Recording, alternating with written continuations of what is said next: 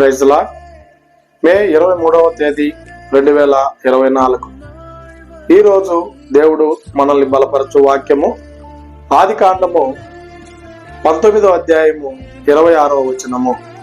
అయితే లోతు భార్య అతని వెనుక నుండి తిరిగి చూచి ఉప్పు స్తంభమాయెను. ఆమె ప్రేమైనటువంటి దేవుని బిడ్డలారా, ఈ ఉదయకాల సమయంలో లోతు భార్య ద్వారా మనల్ని హెచ్చరించాలని దేవుడు ఆశపడుతూ ఉన్నాడు. గమనించినట్లయితే లోతు భార్య ఆమె వెనక స్థితిని తిరిగి జ్ఞాపకం చేసుకున్నట్లు ఇక్కడ మనము చూస్తూ ఉన్నాం. అయితే మన జీవితాల్లో కూడా మనం దేవుని సంతరక్షకుడిగా అంగీకరించినటువంటి తర్వాత, దేవుణ్ణి నిజరక్షకుడిగా అంగీకరించినటువంటి తర్వాత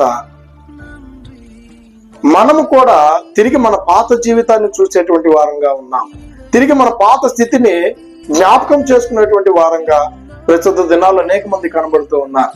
నువ్వు కూడా అలాగా నీ పాత జీవితాన్ని జ్ఞాపకం చేసుకుంటూ ఉన్నావా?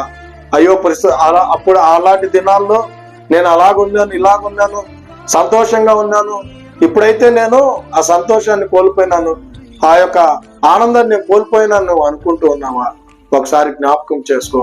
ఇక్కడ లోతు భార్య అయితే ఆమెకున్నటువంటి వెనక ఉన్నటువంటి స్థితిని జ్ఞాపకం చేసుకొని తిరిగి చూచి ఎలాగ ఉప్పు స్తంభం అయిపోయిందో, అంటే అక్కడతో ఆమె జీవితం ముగించిందిగా కనబడుతూ ఉంది.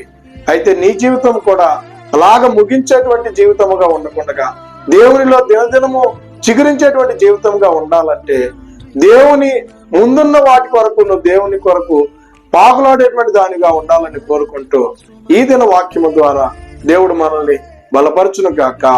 ఆమెన్. God bless you.